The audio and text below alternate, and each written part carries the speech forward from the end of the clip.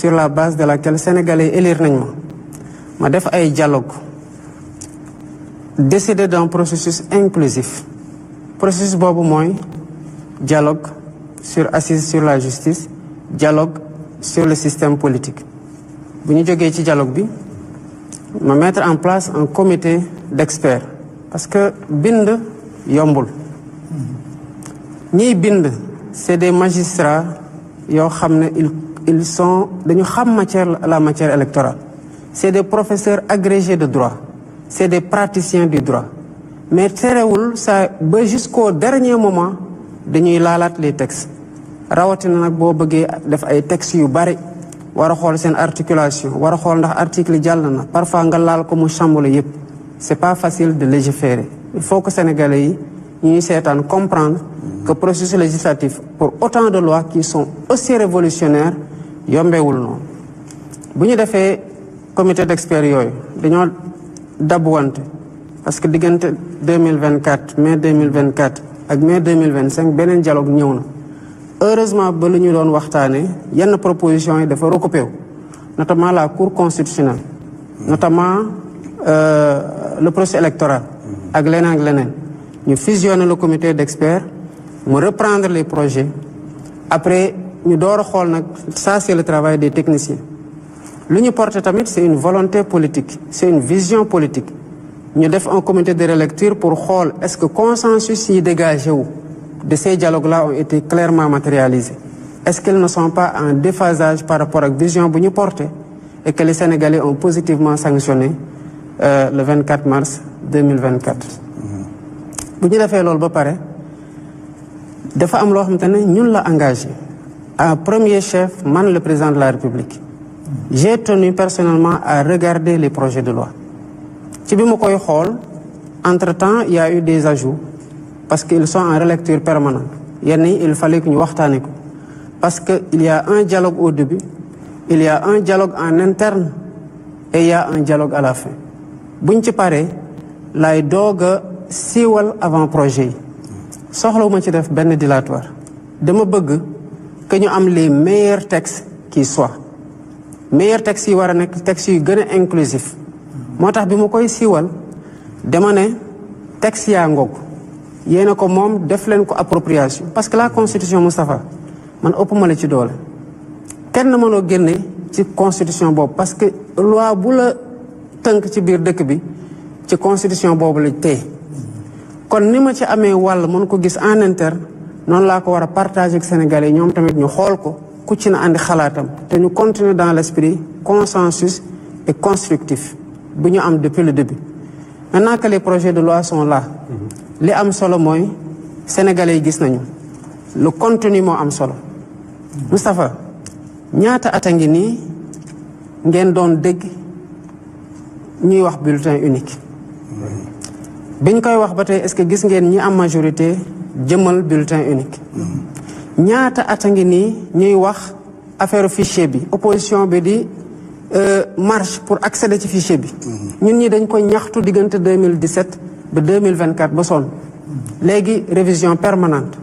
ñaata at a ngi nii ay nit doon bind ba pare duñ jot seen carte d'électeur ñii dem fii ñu ne leen seen carte fee la génn loolu yëpp luy jeex la kon il y a eu des pas importants la commission nationale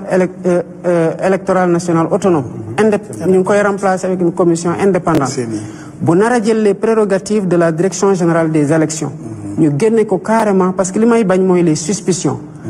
chaque élection bu doon jot da ngay dégg opposition récuser le ministre de l'intérieur parce que daf koy soupçonner mu amee ministère yoo xam te ne jotoon nañ fi def ay déclarations yoo xam ne dafay gën a réchauffer le champ politique kon ces projets ay projets yu révolutionnaire lañ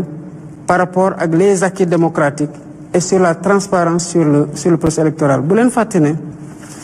que jafe-jafe yu ñu am Sénégal yépp ci at yi weesu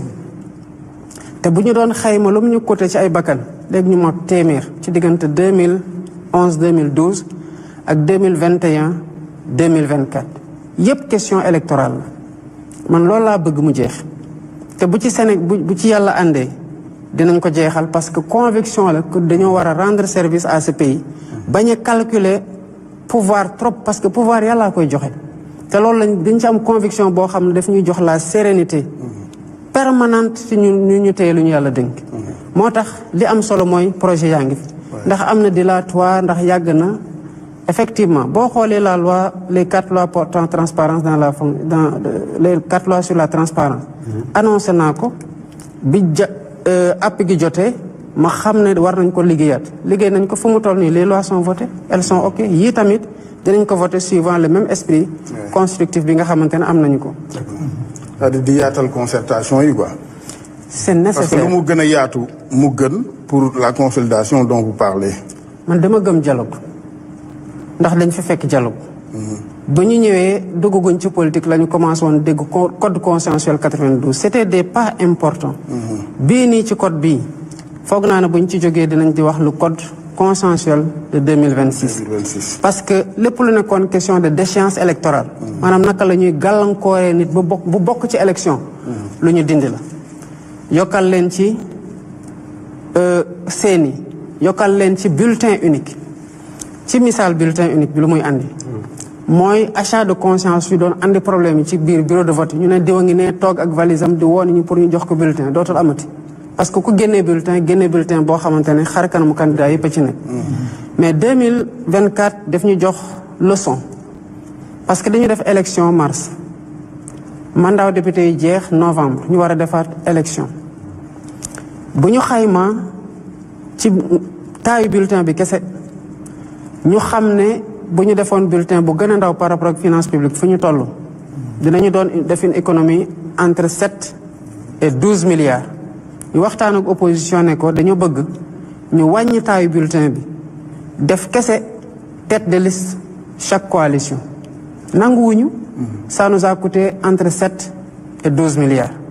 ci loo xamante ne ci économie mënoon nañ ko def kon nous perdons beaucoup sur le coût des opérations électorales te foog naa ne loolu am na fu mu xëj. yaa ngi wax ne déchéance électorale nga bëgg mu jeex fi bi ngay déposer wala boog bi ngay publier les avant-projets le groupe de la majorité à l'Assemblée nationale muy le groupe PASTEF ñoom ñi ngi doon dugal pour modifier les articles 29 et 30 su fekkee ne loolu recoupé na li nga xam ne mooy yow sa bëgg-bëgg sa li nga namm lan moo la est-ce que am na lu la gêné d'abord ci li nga xam ne mooy le groupe parlementaire li mu def beneen bi mooy sa njiitu gouvernement ci boppam ñu bari dañoo jàpp ne li ñu doon voté assemblée dañ ko taillé sur mesure pour lui est-ce que loolu nga jàpp wala da nga jàpp ne son éligibilité amul dara luñ ciy wax. non franchement bi ñu jógee 2024 ba tey question éligibilité boobu mosul nekk sama problème parce que liñ ko xañee woon mu bokk mooy nekkoo électeur élection yooyu rek ñu ko xañee bokk ci nekkoo électeur wote na ci ñu dem novembre 2024 mu voté waat waaye ñu fal ko mu am un mandat qui est suspendu et qui est en cours kon man jàpp ma ne loolu mos na nekk un problème fondamental processus bii nag andi loi yooyu te même disposition boobu moo nekk ci code électoral bi mooy dialogue majorité bi bokk na ci consensus yi majorité bi bokk na ci parce que bu majorité bi noonu nekkul consensus kon consensus du am kon déchéance bi consensus la bu ñu bokk seeni consensus la bulletin unique consensus la révision permanente liste électorale consensus la dépôt caution avant ngay retirer fiche parrainage pour mettre de l'ordre consensus la nouvelle loi sur les partis politiques consensus la ak yeneen wax naa la ne après dama teg des comités d'experts di rapport yi génne comité d'experts yooyu liggéey jéebale ma ne leen nañu ñëw xool orientation politique pour bañ ci réero ñu xool orientation politique yi ma ne nañu teg un comité de relecture bi liggéey jéebale un code électoral dans lequel au-delà de la déchéance am na des avancées majeures bulletin unique CENI ak yooyu kon j'ai pas compris effectivement que ñu dem seppi ci benn point dugal ko ci procédure d'urgence pour voter une loi parce que day mel ni court-circuiter dynamique boo xamante ne mu ngi woon en cours pour loo xamante ne normalement bu code bii di ñëwee ak lu mu comporté yépp ba pare comporté la même disposition boo demee ci disposition transitoire yi dina wax ne que les dispositions de la loi buy porté code électoral bu ñu révisé sont abrogées kon boo moytul dinañ ko changer ñu dawalaat tuuti ñu abrogé ko mais une majorité reste une majorité et l'Assemblée nationale am nañu droit initier des propositions de loi loolu seen prérogative la mais gisuma woon l'urgence de déposer un tel projet alors que nous étions dans une dynamique consensuelle parce que ces projets de loi là le comité de relecture ñi ci nekk sama conseil juridique mu ngi ci le conseil juridique du premier ministre le président de l'Assemblée nationale le directeur général des élections parce que dafa nekkoon ci comité d'experts bi ma bëggoon bu ñu dee waxtaan bu amee loo xamante daf leen rëcc ci li waral ñu bindee disposition bi nii moom mu mën leen ko clarifier. Ensuite il y a eu d'autres ñi ci bokk comme le président du groupe parlementaire je pense que le ministre Amadou Ba le ministre Bamba Cissé et je pense Maître Tall liggéey nañ ci à un moment donné donc ñooñu ñoo tëgg andi bu ñu tëggee andi j'ai regardé il y a eu quelque chose qui a voulu être introduit au dernier moment sur lequel laajoon nañu waxtaan nañu ci bu mu paree j'ai pris le temps de lire